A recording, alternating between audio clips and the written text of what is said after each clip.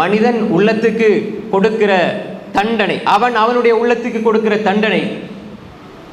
அல்லாஹு தஆலா சொல்கிறான், மனிதன் எப்படி அவனுடைய சிந்தனை, அவனுடைய எண்ணங்கள் எப்படி போகும் தெரியுமா? இன்னல் இன்சான லிரப்பிஹி லகனூத். மனிதன் நிச்சயமாக அல்லாஹ்வுக்கு நன்றி கட்டவனாக இருக்கிறான். மனிதன் அல்லாஹ்வுக்கு நன்றி கட்டவனாக இருக்கிறான். வ இன்னஹு அலா ஸாலிக லஷதீத். அதற்கு அவனே சாட்சியாகவும் இருக்கிறான். வ இன்னஹு லிஹுப்பில் கைரி லஷதீத். பொருளாதாரம், உலகம், செல்வத்தின் மீது அளவு கடந்து ஆசை வைக்கிறான்.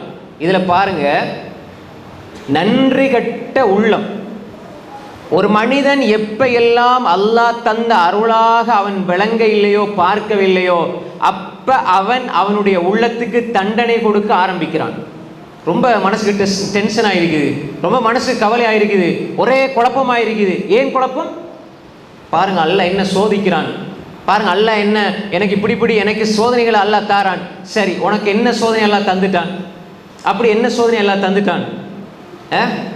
ரசூல் ஸல்லல்லாஹு அலைஹி வஸல்லம் கால் வீங்கிற அளவுக்கு நின்று வணங்கினார்கள்.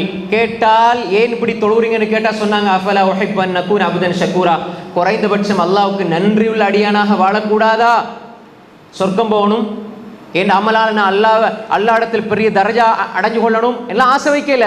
அவங்க சொன்னாங்க, நன்றி உள்ளவனா வாழணும். ஏன்னா அல்லாஹ் தந்த அருள்களை நீங்க எண்ணி பார்த்தால் அதை உங்களால் மட்டிட முடியாது என்று அல்லாஹ் சொல்கிறான்.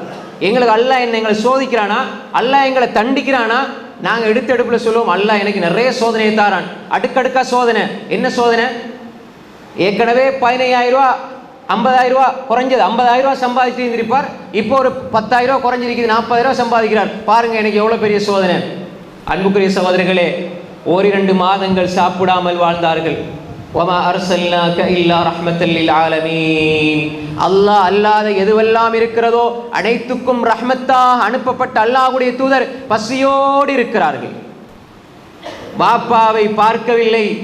இந்த உலகத்துக்கு வந்து சில காலங்களில் தாயை இழந்து அனாதையாக இருக்கிறார்கள். ரஹ்மத்துல் லில் ஆலமீன். என்றைக்காவது ஒரு நாள் அல்லாஹ் என்ன தண்டிச்சிட்டான்னு சொன்னாங்களா? தன்னுடைய பிள்ளைகளில் 7 பிள்ளைகளில் 6 பிள்ளைகள் பெற்றெடுத்த 6 பிள்ளைகளையும் தன்னுடைய கையாலேயே அடக்கம் செய்தார்கள். ஒரு தாய்க்கு தந்தைக்கு அதை விட வேற என்ன வலி இருக்குது? நான் வேண்டா செத்து போறேன் சொல்லக்கூடாது. மனிதர்கள்ட்ட பேச்சு எப்படி? நான் செத்து போனா பரவாயில்ல, என்ன பிள்ளைக்கு கல்யாணம் முடிச்சு கொடுத்துட்டா சரி. எனக்கு 2 குமர் பிள்ளைகள் இருக்குது, இந்த 2 குமர் பிள்ளைகளையும் கல்யாணம் முடிச்சு கொடுத்துட்டா நான் மௌத்தா போனா கூட பரவாயில்லைன்னு சொல்லுவாங்க. ஏன்? என் பிள்ளை நல்லா இருக்கணும் என்று வாழ்கிறார்களே பெற்றோர்கள். அல்லாஹ்வுடைய தூதர் ஸல்லல்லாஹு அலைஹி வஸல்லம் அவர்கள் தனது 7 பிள்ளைகளில் 6 பிள்ளைகளை கொண்டு தனது கரத்தால் அடக்கம் செய்கிறார்கள் உயிரோடு இருக்கும் பொழுது. அப்ப அந்த ரசூல் ஸல்லல்லாஹு அலைஹி வஸல்லம் என்றாவது ஒரு நாள் சொன்னாங்களா, அல்லாஹ் என்ன தண்டிக்கிறான் சோதிக்கிறான்னு? இதை விட எங்களுக்கு சோதனை வந்துருச்சா? எவ்வளவு நன்றி கட்டவன் மனிதன்.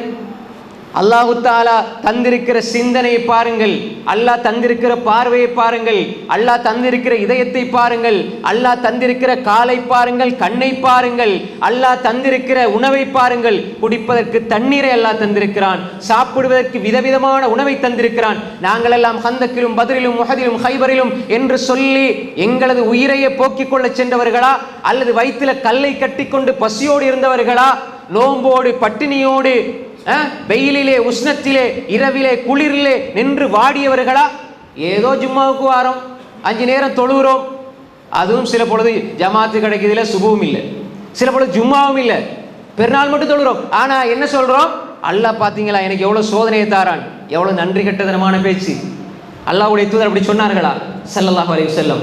இல்லையே. அவர்கள் சந்திக்காத சோதனையா?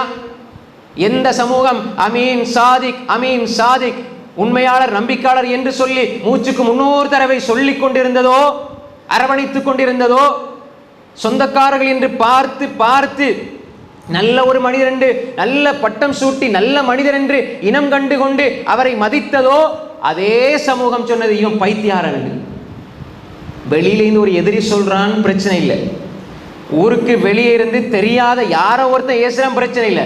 நல்லா பழகி உண்மையிலேயே இவன் நல்லவன் தாண்டு தெரிஞ்ச பிறகும் இவனை நான் காயப்படுத்தணும் என்பதற்காக கூட பிறந்த சகோதரன் என்ன பைத்தியாரன்னு சொன்னா தாங்க இயலாது, இவன் ஒரு மனநோயாளின்னு சொன்னா தாங்க இயலாது, இவன் ஒரு சூனியக்காரன் தாங்க இயலாது, இவனுக்கு மூளை குழம்பிருச்சுன்னா தாங்க இயலாது, இவன் ஒரு கவிஞன்டா தாங்க இயலாது, இவன் ஒரு குறிகாரன்டா தாங்க இயலாது. அன்புக்குரிய சகோதரர்களே, சொந்த பந்தம் சொன்னது, கூட இருந்த இவ்வளோ நாள் பழகின நண்பன் நீ சொல்கிறாயா என்றுதான் நாங்கள் கேட்போம். அந்த நண்பன் சொன்னான், கூட இருந்த சகோதரர்கள் சொன்னார்கள், ஊர்வாசிகள் சொன்னார்கள், அதுவும் அவருடைய துர்நடத்தை இருந்து சொன்னா பரவாயில்லை, நல்லா பார்த்து பார்த்து பார்த்து நம்பிக்கைக்கு உதாரணம் இவர்தான் என்று சொன்ன சமூகம் சொன்னது, நீங்க பைத்தியகாரன் என்று. அப்ப அந்த ரசூலுல்லாஹ்க்கு எப்படி வலித்திருக்கும் என்றாவது ஒரு நாள் அல்லாஹ்வுடைய தூதர் அல்லாஹ் என்ன எப்படி கேவலப்படுத்துறான்னு சொன்னாங்களா? இல்லையே சகோதரர்களே. நாங்க எல்லாம் 6 பிள்ளைகளை பத்தி 6 பேரையும் அடக்க செஞ்சுட்டு மையத்தூட்டில இருந்தா வந்திருக்கிறோம்? இல்லையே சகோதரர்களே. வாப்பா அம்மா பார்க்காம சிறு பிராயத்தில் அனாதையாக வளர்ந்து தொழில் இல்லாம அடிபட்டு எங்கேயோ ஒரு மூலையில் இருந்தா வந்தோம்? இல்லையே சகோதரர்களே. மனைவியை பார்த்து பிள்ளையை பார்த்து சிரிச்சிட்டு ஒழுவெடுத்துட்டு ஜும்மாவுக்கு வந்து உட்கார்ந்து இருக்கிறோம். இங்க 1/2 மணித்தியாலம் 1 மணித்தியாலம் பேசி தொழுக முடிஞ்சா மனைவியை பார்க்க போறோம், பிள்ளைகளை பார்க்க போறோம். ஆனா அன்புக்குரிய சகோதரிகளே, எந்த ஒரு கட்டத்துல சின்ன சோதனை வந்துருச்சுண்டா நாங்க என்ன சொல்றோம்? அல்லாஹ் என்ன சோதிக்கிறான், அல்லாஹ் என்ன தண்டிக்கிறான் பாருங்க, அல்லாஹ் அடுக்கடுக்கா சோதனை தாரான்னு சொல்றோமே. இன்னல் இன்சான லிரப்பிஹி லகனூத். மனிதன் அல்லாஹுக்கு நன்றி கெட்டவனாக இருக்கிறான். அதுக்கு அவனே சாட்சி. நான் சொல்லுகிற ஒவ்வொரு வார்த்தையும் நீங்கள் தனியாக இருந்து சிந்தித்தால், தனியாக இருந்து யோசித்தால், அல்லாஹ் தந்த கோடி அருள்கள் இங்கால இருக்கும். நாம் சோதனை என்று நினைக்கிற 3 விஷயங்கள் இருக்கும். இந்த 3ஐத்தான் பேசுபொருளாக ஆக்குவோமே தவிர அல்லாஹ்வுடைய அருள்களை பற்றி நாம் பேசுவதில்லையே. அதுதான் நாங்க உள்ளத்துக்கு கொடுக்கிற தண்டனை. நாங்கள் உள்ளத்துக்கு தண்டனை கொடுக்கிறோம் சகோதரர்களே. ஏன் கவலை? உள்ளத்துல ஈமான் இருக்குதே, அல்லாஹ்வுடைய திக்ர் இருக்குதே, அல்லாஹ்வுடைய குர்ஆனை ஓதுற பாக்கியம் கிடைச்சிருக்குதே, அல்லாஹ்வின் மீது அல்லாஹ்வை தொழுகிற பாக்கியம் கிடைச்சிருக்குதே, அல்லாஹ்வை சுஜூது செய்கிற அந்த பாக்கியம் கிடைச்சிருக்குதே, அல்லாஹ்விடத்தில் நெஞ்சை நிமித்தி கையை உயர்த்துற பாக்கியம் கிடைச்சிருக்குதே. இதற்கெல்லாம் நன்றி செலுத்தாம பாருங்க, எனக்கு அது கிடைக்கல, இது கிடைக்கல, அந்த ஆளுக்கு இது கிடைச்சிருக்குது, இந்த ஆளுக்கு இது கிடைச்சிருக்குது. அவர் வாகனத்துல போறாரு, அவருக்கு வீடு இருக்குது, அவருக்கு பூமி இருக்குது, அவருக்கு ஏக்கர் கணக்கில் காணி இருக்குது, அவருக்கு தென்னந்தோட்டம் இருக்குது, அவருக்கு இந்த கடை இருக்குதுன்றெல்லாம் அழிஞ்சு போற துனியாவை பார்க்கிறோமே. அழியாத சுப்ஹானல்லாஹ் என்று சொல்கிறானே ஒரு மனிதன், அதை அல்லாஹ் சொல்ல வச்சானே, அதை யோசிச்சோமா? குல்லு மன் அலைஹா ஃபான். உலகத்தில் இருக்கிற எல்லாம் அழிஞ்சு போயிடும், எல்லாம் அழிஞ்சு போயிடும். ஆனா நீங்க சொன்ன சுப்ஹானல்லாஹ் அழியாது.